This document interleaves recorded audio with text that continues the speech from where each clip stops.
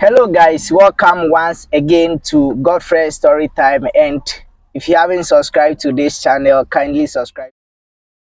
This Dorothy was called a pig, not even a normal person calling her a pig, but her daughter-in-law called her a pig. Imagine you are the one who was called a pig. What are you really gonna do? Just tell me in the comment section. Kindly, let's listen. Make sure the old pig doesn't sit at the main table. That's what my son's new wife whispered to her maid of honor at the reception, not knowing I was standing right behind her. I was wearing my blue dress, holding a glass of sparkling water, smiling like I hadn't heard a single word. But I heard everything. And so did her father, Mr. Gerald Owusu, who had just walked over to greet me, and nearly dropped his drink when he realized exactly who I was. Where are you watching from today? Drop your location in the comments and hit that like button and subscribe to Godfred's Storytime. My name is Dorothy, and this is the story of the most painful day of my life, and the most powerful. It was my son Michael's wedding day, a Saturday in June. The sun was warm, the flowers were beautiful, and I was sitting in the church pew watching my only child walk down the aisle with a woman I had met exactly 4 times. I had paid for the whole thing, every single table decoration, every plate of food, every flower arrangement, every hotel room for out-of-town guests. $280,000. I had written the check without flinching because Michael asked me to, and because I loved him more than I loved money. I had raised him by myself since he was 9 years old, after his father lost his battle with a heart condition. I had worked nights, taken extra shifts, built a company from scratch. Also, Michael would never feel like he was missing anything. And he wasn't. He had everything. A good education, a good job, a beautiful apartment. And now a beautiful wife. Her name was Vivian Owusu. She was tall and elegant, with a laugh that filled every room. Her family was wealthy. Her father, Gerald Owusu, ran a large trading and logistics company called Owusu and Partners. They had offices in 3 countries. They flew in private. They wore watches that cost more than most people's cars. And from the very first time I met them, I could feel it. That quiet, polished way some rich people have of looking at you like you are slightly beneath them.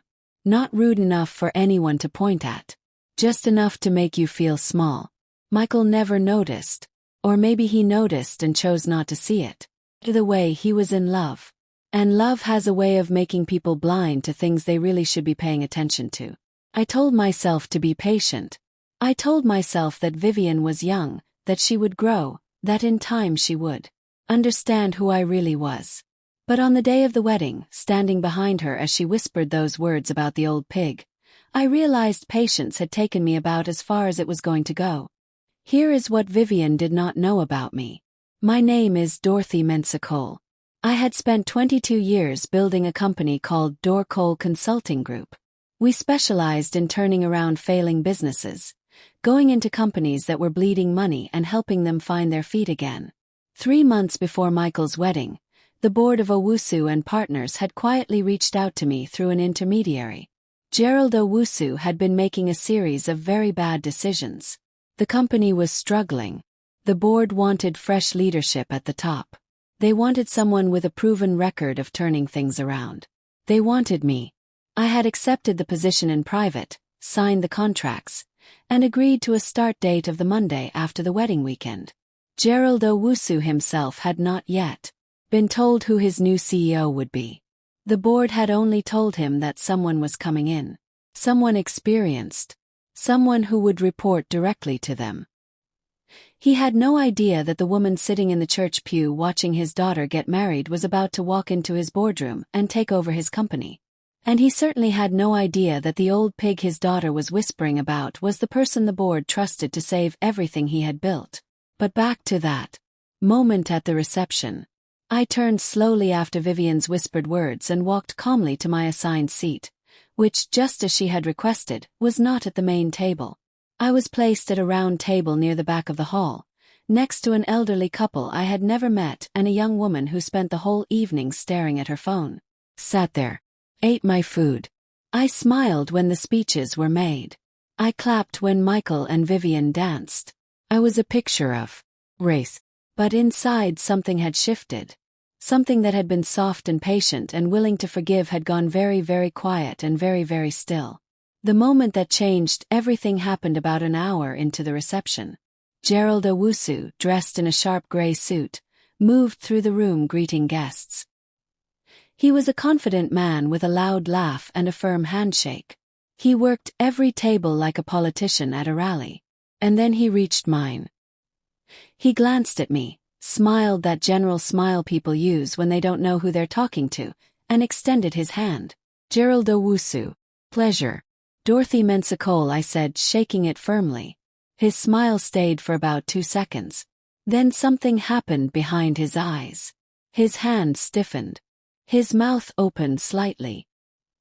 He blinked once, twice, and then a color I can only describe as the shade of old newspaper spread slowly across his face. You're Dorothy Mensah-Cole. From Dor Cole. Yes, I said pleasantly. The very same. The elderly couple at my table looked up with mild interest. The young woman kept staring at her phone.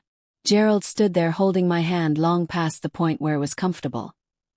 His brain clearly working very hard and very fast. You're Bradley's, you're Michael's mother. Michael is my son. I paid for this wedding. Gerald Owusu let go of my hand slowly, like a man lowering himself carefully off a very high ledge. He pulled out the empty chair beside me and sat down without being invited. His voice dropped to just above a whisper. The board told me my new CEO would be starting Monday. Dorothy, they didn't tell me it was you. I know, I said, taking a sip of my sparkling water. They thought it would be better to keep things simple until after the weekend. Simple, he repeated. He looked across the room at Vivian, who was laughing at the main table, completely unaware of the conversation, happening 30 feet away. Then he looked back at me. Mrs. Mensah-Cole, I had no idea. About which part? I asked calmly. About. He paused, choosing words like a man walking across ice. About who you were. About Michael's family. About any of this. I nodded gently. Yes, I said. That seems to be a common theme today. He understood what I meant. I watched the realization travel across his face like a slow tide. He knew his daughter had said something. Maybe he had heard it himself. Maybe he had heard similar things before. Either way, Gerald Owusu sat beside me at the back table for the next 15 minutes, looking like a man who had just found out the ground beneath his feet was not as solid as he thought. I did not twist the knife. I did not bring up what Vivian had said. I did not remind him that the woman his daughter called a pig was the same woman who would be deciding the future of his company starting in 48 hours. I simply talked to him the way I talk to anyone. Directly, warmly, professionally. We discussed logistics trends. We discussed the African market. I asked about his offices in Accra and Nairobi. He answered every question with increasing respect and increasing discomfort. When he finally excused himself to go back to the main table, I watched him lean down and say something quietly into Vivian's ear. I watched her smile fade. I watched her look across the room at me. Eyes met. I raised my glass slightly in her direction. She looked away first. Now I want to go back. Because what happened at that wedding did not begin at that wedding. It began 18 months earlier when Michael first told me about Vivian. He called me on a Thursday evening, voice full of the particular brightness that only happens when someone is newly and completely in love. Mom, I met someone. She's extraordinary. Her name is Vivian. I smiled and asked all the right questions. Where did you meet? What does she do? What is she like? Michael answered everything with the enthusiasm of a man who had already decided. She was wonderful. She was perfect. She came from a good family. Her father was successful. I was happy for him, genuinely happy. Michael had worked hard and deserved joy. What I did not yet know was that Vivian's family had a particular way of measuring people. Not by character. Not by effort. By money, by address, by the right last name and the right zip code. I discovered this in pieces. First came the dinner.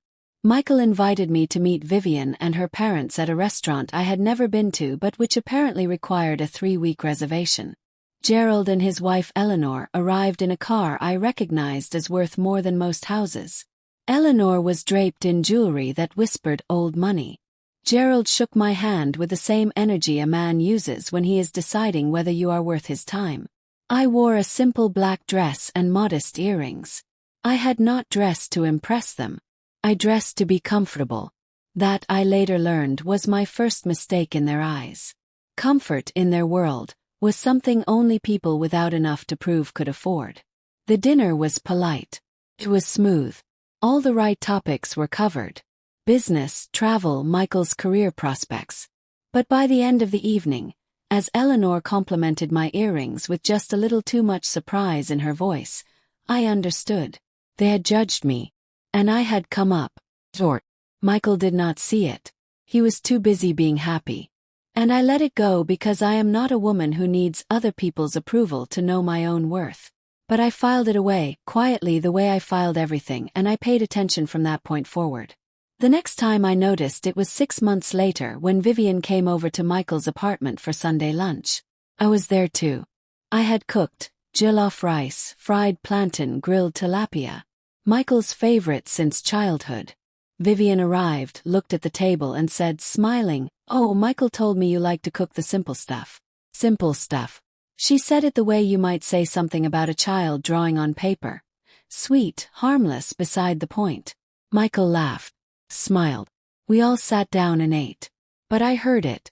The way she meant it. And the truth is, the food was not simple. It was the food that had kept me going through every hard year.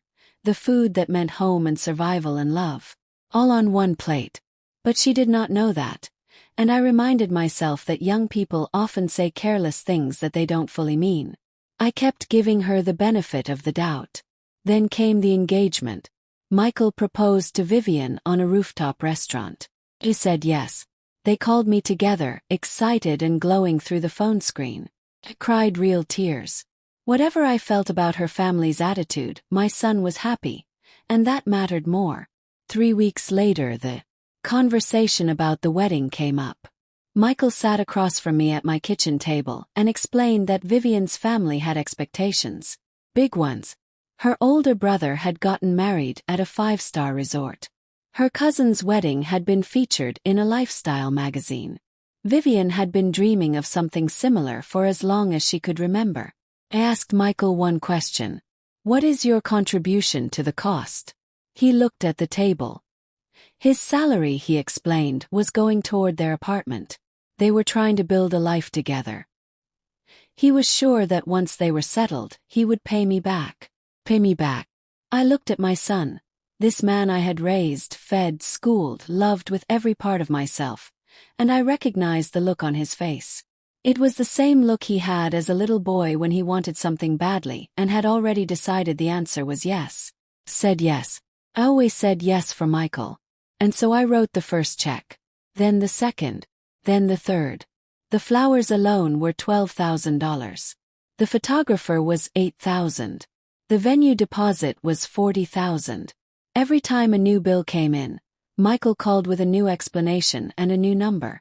And every time I wrote the check. 'Cause he was my son. Because I had worked hard enough that I could. And because somewhere deep in a place I did not like to look at, I was hoping that when it was all over and done, Vivian would finally see me clearly. She would understand what I had given. She would be grateful. She would stop looking at me like I was furniture in someone else's house. That was my mistake. Not the money. The hope. You cannot buy your way into someone's respect. I know that now. But standing at the check-writing stage, I still believed that generosity had the power to change the way people saw me. The wedding planning took 8 months. 8 months of meetings I was not invited to. Decisions I was not consulted on. And invitations that were handed to me. The woman paying for everything. As if I were a guest rather than the reason any of it was possible. Vivian's mother Eleanor ran the planning process like a general. She had opinions about everything, from the napkin fold to the font on the menus. I attended exactly 2 planning meetings.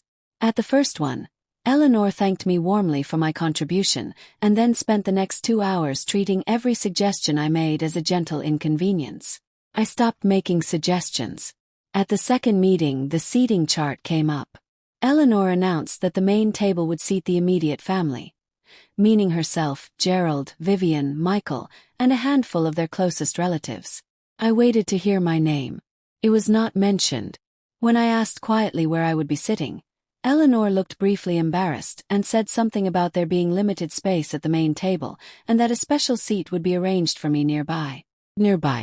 At my son's wedding. That I was paying for. I nodded, smiled, and drove home in silence. I sat in my living room for a long time that evening.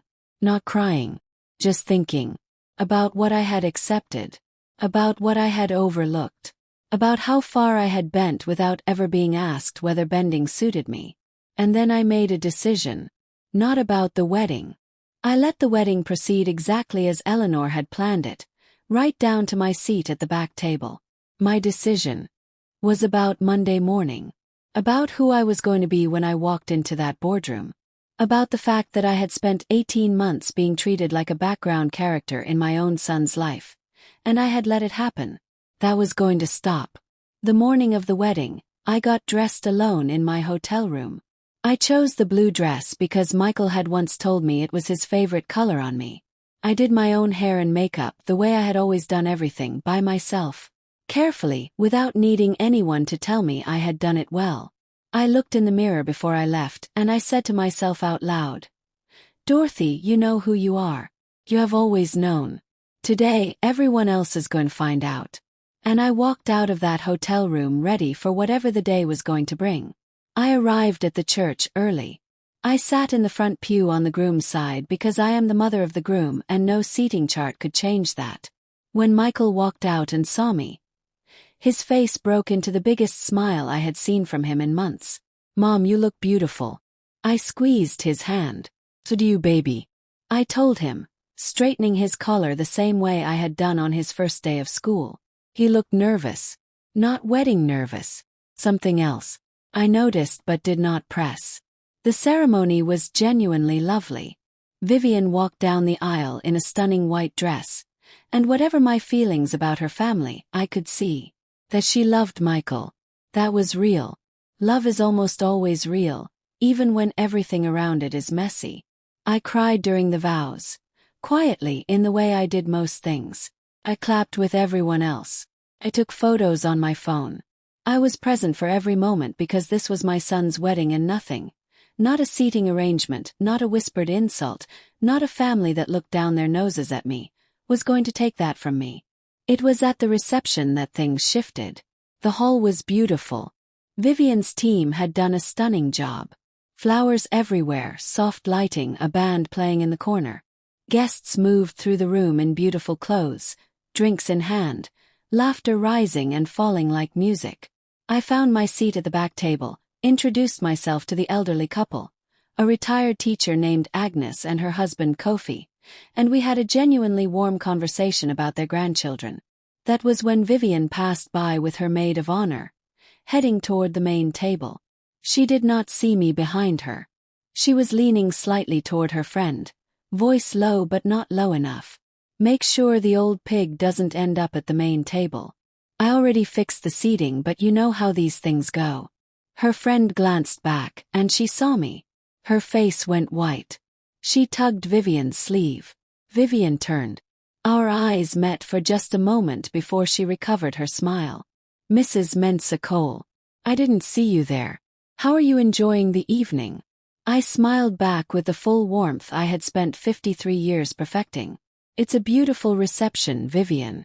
You should be very proud." She nodded, said something bright and meaningless, and moved on. I turned back to Agnes and Kofi. Agnes patted my hand without saying a word. She was 74 years old and had seen everything. She didn't need to say anything. The pat said it all. And then Gerald arrived at my table. And you already know what happened next. But what came after, that is the part worth telling. The day after the wedding, I drove back to my house, unpacked my bag, and slept for 9 hours straight. On Sunday I went to church, called my sister in Kumasi, and had a quiet evening with a bowl of rice and a good book. I did not call Michael. I did not call Gerald. I did not draft angry messages or plan speeches or rehearse conversations in the mirror. I was completely calm. Because I had known since I accepted that job offer exactly how this story was going to go. I had simply needed the wedding to happen first. Monday morning I arrived at the Owusu and Partners headquarters at 8:45 a.m.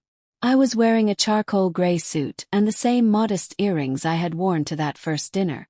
My assistant, a sharp young woman named Priscilla, met me at the entrance and walked me up to the executive floor. The board members were already assembled in the main conference room. Gerald Owusu was there too, seated at the far end of the table with the expression of a man who had spent the entire weekend preparing for something he did not yet fully understand. When I walked in, the room went quiet in that particular way rooms go quiet when the person with the most authority enters. I greeted the board, thanked them for their confidence, and sat at the head of the table. Gerald looked at me steadily. I looked back with the same warmth and directness I had used at the back table 2 days earlier. "Good morning, Gerald.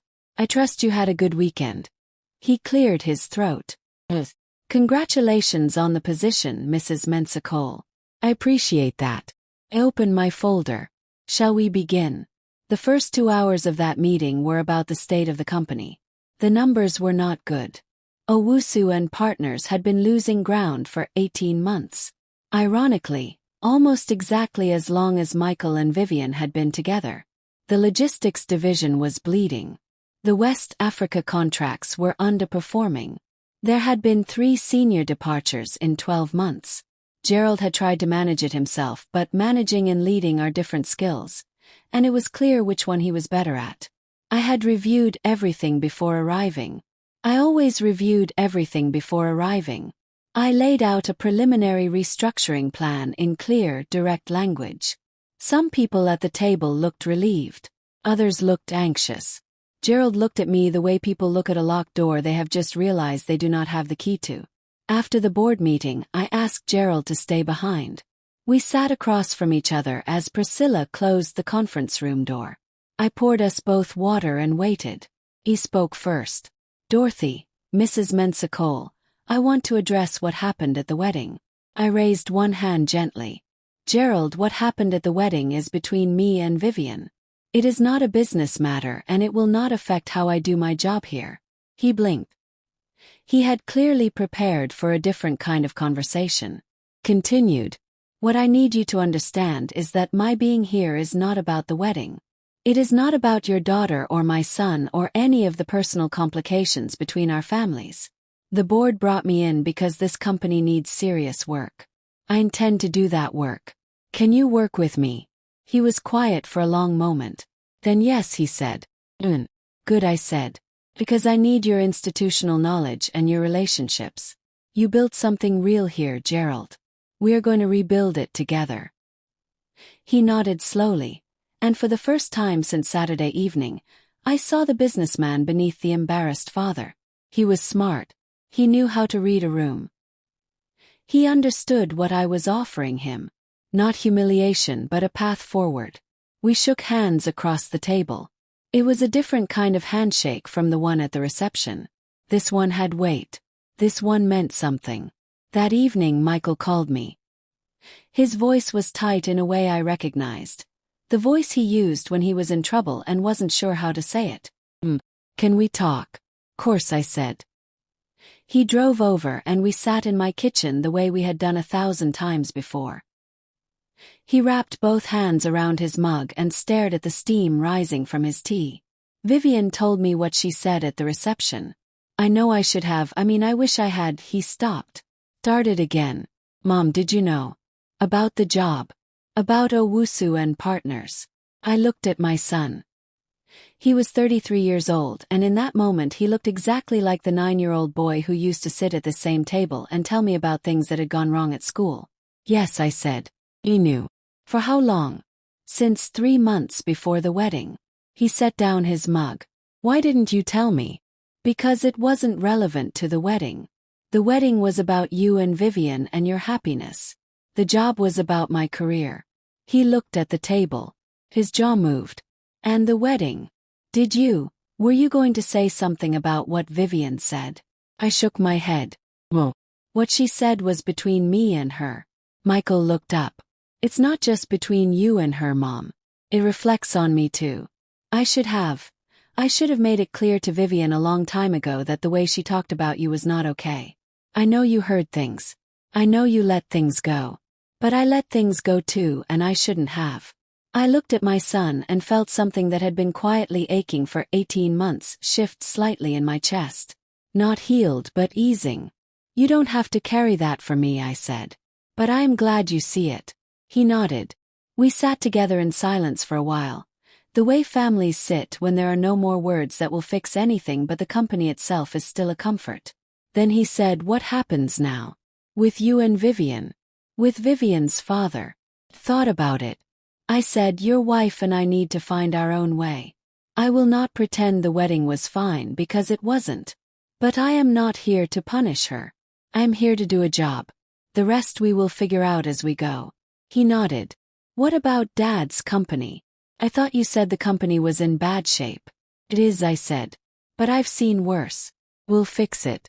His eyes softened. Just like that. Just like that, I said. And I smiled at him. My real smile, the one I only used at home. He reached across the table and held my hand for a moment. I love you, Mom. I love you too, baby. The next 10 weeks were the most demanding of my professional life. Restructuring Owusu and Partners meant making hard decisions quickly. I let 3 senior managers go in the first month. 2 for performance, 1 for conduct. I renegotiated 2 of the major West Africa contracts and brought in a logistics specialist from outside the industry to overhaul the tracking systems. Every morning I was in the office by 7:30. Every evening I reviewed numbers until 9. Gerald Owusu watched all of this from the second seat, and I will say this for him. He adapted faster than I expected. He stopped seeing me as a threat and started treating me as a resource. By week 6 he was bringing problems to me before they became crises, which told me he had accepted the new structure. That was the moment I knew the turnaround was going to work. Outside the office, things moved more slowly. Vivian called me 3 weeks after the wedding. Her voice on the phone was careful, measured in the way voices get when someone has rehearsed what they want to say. Mrs. Mensah-Cole, I know this is overdue. I want to apologize for what I said at the reception. I said nothing and let her continue. I said something cruel and disrespectful about you to someone else, not knowing you could hear me. But honestly, and I want to be honest with you, even if you hadn't heard me, it would still have been wrong. I know that. Took a breath. I appreciate you saying that, Vivian. Do. Is that, she hesitated, is that enough? Are we okay? I thought about how to answer her honestly without being harsh. I said, we are not enemies, Vivian. We are family now, whether we chose it or not. What that family looks like going forward depends on both of us. But I am willing to start from here if you are. Yes, she said quietly. It was not a fairy tale ending. Vivian and I did not suddenly become best friends. There was too much distance between us, too many layers of unspoken things, for warmth to come quickly. But something had been put on the table between us, something honest, and that was better than the polished performance we had both been giving for 18 months. Michael noticed the change. He told me one Sunday over lunch that Vivian had been asking questions about me. My career, how I had built the company, what it had been like raising him alone. He said she seemed genuinely curious. I said that was good. Curiosity was a beginning. 2 months into my time at Owusu and Partners, the quarterly results came in. They were not perfect. 1 quarter is never enough to fix what took years to break, but the direction had shifted. The board was pleased. Gerald sat in the review meeting and said, for the record, that the company was in more capable hands than he had managed to provide. It was a generous thing to say. It cost him something to say it. I acknowledged it by nodding once, simply, the way you acknowledge things that matter without making them bigger than they need to be. After the meeting, Eleanor Owusu called me. Gerald's wife. The woman who had removed me from the main table. I expected another careful, polished apology of the kind wealthy women deliver when they need something from you. What I got instead surprised me. Dorothy, she said, dropping the Mrs. Mensah-Cole for the first time. I have been thinking about the wedding for weeks now. About the seating arrangement. About the way I treated you throughout the planning process. I want you to know that it was not about you personally. It was about our assumptions. And our assumptions were wrong. Listen. I know that doesn't fix anything, she continued.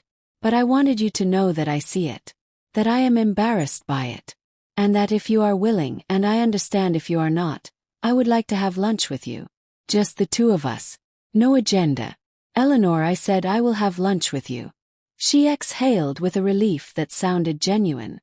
We met the following week at a small restaurant that was neither fancy enough to feel like a power statement nor casual enough to feel like an apology tour.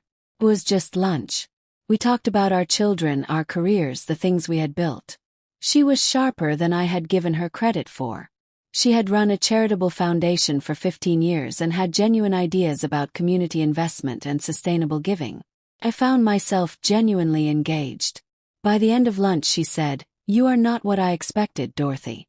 I said, "What did you expect?" She smiled. "Honestly, not this." Smiled back. "That," I said, "is the thing about assumptions." She laughed. It was the first real laugh I had heard from her. Not the finishing school kind. The real kind. 3 months after the wedding, I attended Michael and Vivian's first dinner party. A small gathering, 8 people, including Gerald and Eleanor. Vivian had cooked. When I walked in, she met me at the door, took my coat herself, and led me to a seat, at the main table. She did not announce it. She did not make a speech. She simply set my place at the center of things, the way it had always belonged. Noticed. I said nothing. But I noticed. Over dinner, Gerald made a toast. He raised his glass and said, "To new partnerships, in business and in family. May we keep learning from the people willing to teach us." He looked at me as he said it. Everyone clinked their glasses. Michael caught my eye from across the table and smiled. His real smile, the one he had given me at the church. I raised my glass to him. He raised his back. And somewhere in that small warm room something settled. Not perfectly. Not without the memory of what had been said and what had been overlooked. But settled enough. Real enough. Honest enough to build on. Here is what I want to say to anyone watching this today. If someone dismisses you, underestimates you, looks past you, do not shrink. Do not disappear. Do not spend your energy trying to convince them to see you. Keep building. Keep working. Keep showing up. Not for them, for yourself. Because the truth about who you are has a way of making itself known, with or without your help. You do not have to announce your power to people who doubt you. You just have to keep being exactly who you are. And one day, maybe at a wedding, maybe in a boardroom, maybe just at a quiet dinner table, they will see it. And it will mean something, not because you forced it, but because it was always true. My name is Dorothy Mensah Cole. I was called a pig at my son's wedding. And 8 days later I sat at the head of the table in the boardroom of the man whose daughter had said it. Not out of revenge. Not to humiliate anyone. But because that was who I was. That was always who I was. Thank you for watching. If this story moved you, if it reminded you of someone you know or something you have lived through, please share it. Subscribe to Godfred's Storytime, drop your thoughts in the comments, and remember, your story is still being written. The ending is not where you think it is.